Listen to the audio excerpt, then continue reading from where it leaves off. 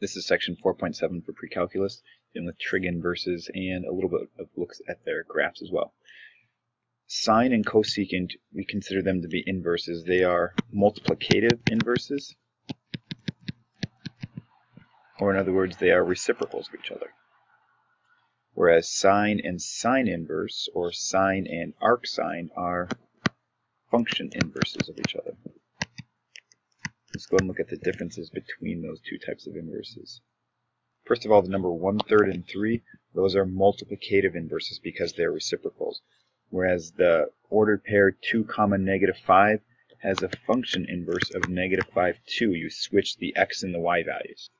Whenever we use the sine inverse function on the calculator, we are basically asking the calculator what angle has a sine that's equal to this ratio.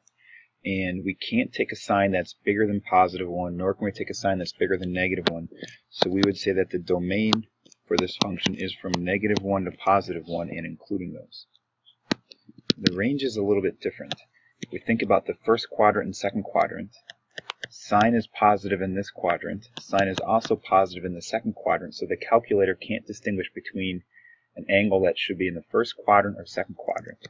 However, in the fourth quadrant, sine is negative. So what we're looking at is all of the sine values can be determined in either the first quadrant or the fourth quadrant. What we say then is that the range goes anything from -π/2 to +π/2. We're talking about radians rather than degrees, -90 degrees to +90 degrees. But we can get all of the sine values and positive sine values up in quadrant 1, and we can get all the negative sine values down in quadrant 2. So if I take the sine inverse of some negative value, the calculator is going to give me the negative radian measurement, the one that's in this quadrant 4 down here.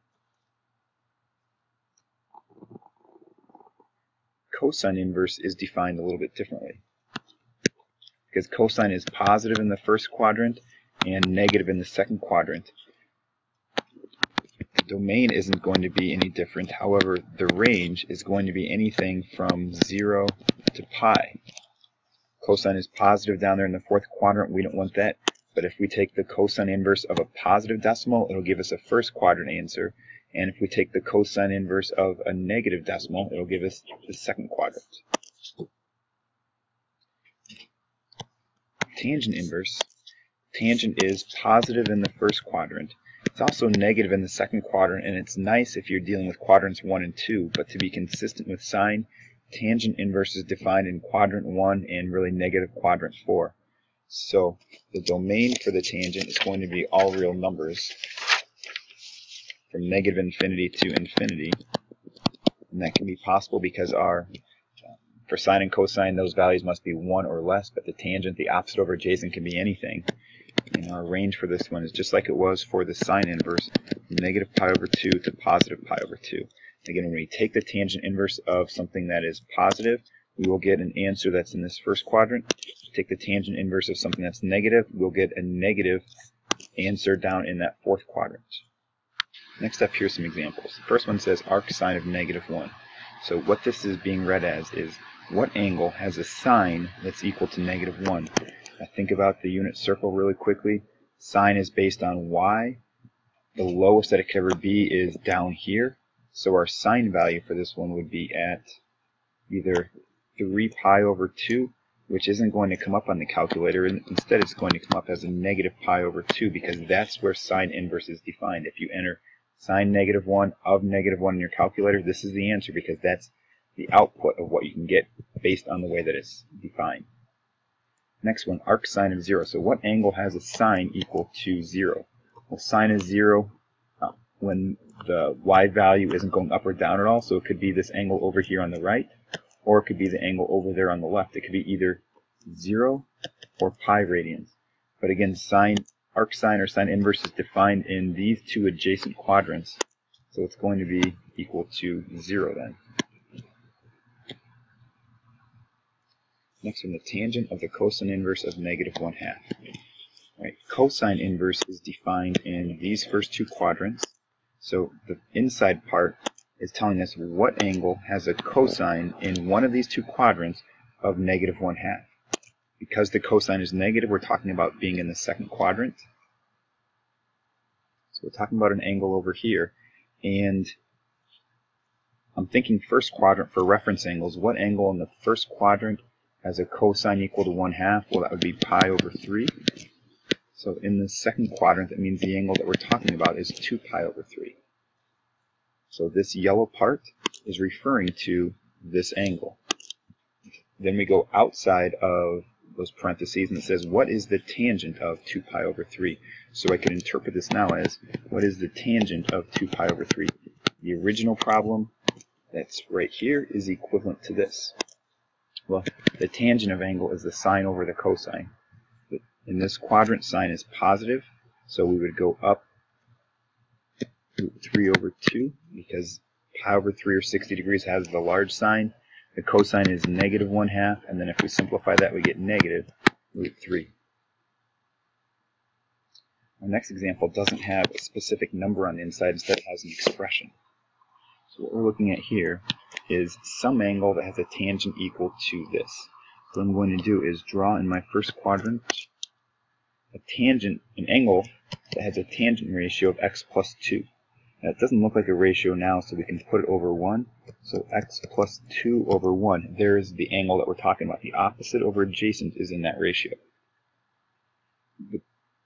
Here's our angle, and then we're supposed to find the sine of this angle. So this is equivalent to that drawing that we have right now. So what is the sine of this situation? The sine is the opposite over the hypotenuse. The problem is we don't know the hypotenuse. So what we're going to do is use Pythagorean theorem. 1 squared plus the quantity x plus 2 squared is equal to that hypotenuse squared. And if we multiply all of this out and solve for the height then is equal to square root of x squared plus 4x plus 5. That is the length of this side. So our sine is opposite over hypotenuse, x plus 2 over the square root of x squared plus 4x plus 5. Now we don't want to keep that square root in the denominator, so to rationalize this, we would multiply the numerator and the denominator by the square root of x squared plus 4x plus 5, which should give us squared plus 4x plus 5. There is our denominator multiplied by that square root. And the numerator, kind of ugly, is going to be this. So the whole problem, this inner part dealt with drawing the angle, and then when we took the sine of that angle, we had to figure out the hypotenuse, and then evaluate the sine coming from that angle, and then we had to rationalize it. So this is our answer to that problem. Okay, we'll get into solving a few more of these problems. First one, the sine of the arcsine of point 3. Now these are inverse operations of each other, so normally this is just going to come out to 0.3, and in this case it is. We're saying what angle has a sine of 0.3.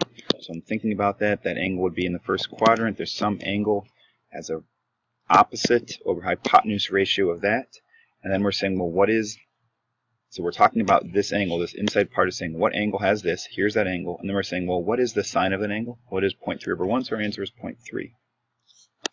Those don't always simplify quite so nicely as we go over here to the right. If I look at this, maybe I'm thinking the answer is 1.2. Well, if I draw this out, cosine is positive in the first quadrant. This is saying what angle has an adjacent over hypotenuse ratio of 1.2 over 1. Now, as I look at this drawing, that doesn't make sense because now we have a leg bigger than a hypotenuse, so it's not equal to 1.2. In fact, this scenario is impossible and we're going to have no solution. Can't take the arc cosine or the cosine inverse of some number that's bigger than 1. Next one, arc cosine of the cosine of 11 pi over 6.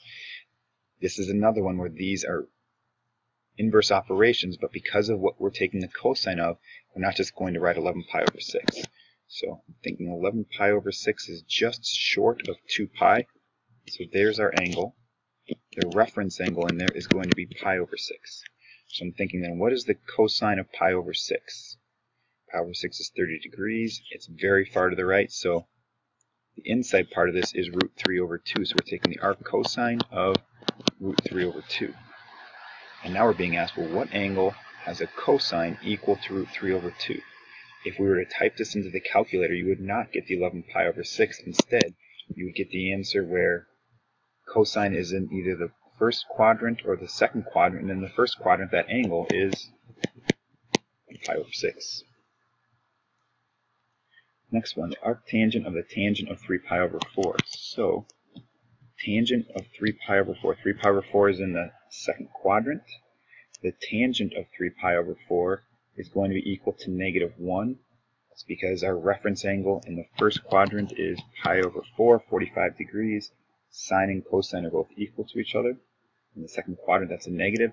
So this comes out to arctan of -1. Arctangent is defined in the first quadrant as well as the -4th quadrant.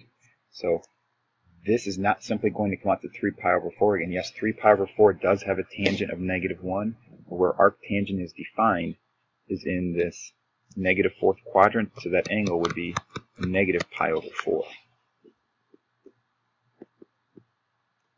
One more in this set. We want to know the tangent of the arccosine of 2x, and we're also given the disclaimer here that x is between 0 and pi over 2. In other words, x is in the first quadrant. So if we were to draw this, we're in the first quadrant. This is saying there's some angle where the adjacent over hypotenuse ratio is 2x over 1. If I call this y for right now, then I have 2x squared plus y squared equals 1. My goal is to solve this equation for y, so y squared equals 1 minus 4x squared. Y is the square root of 1 minus 4x squared.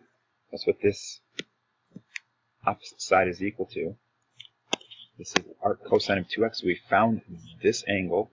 It looks like this. And now we want to know what is the tangent of that angle. Well, the tangent is the opposite divided by the adjacent. So that's an arcsine of -0.5. Since we're talking about a negative sign, we're down in the -4th quadrant. In the first quadrant, that would be a 30-degree or pi over 6 angle. And since our sign is negative, though, we are at -pi over 6.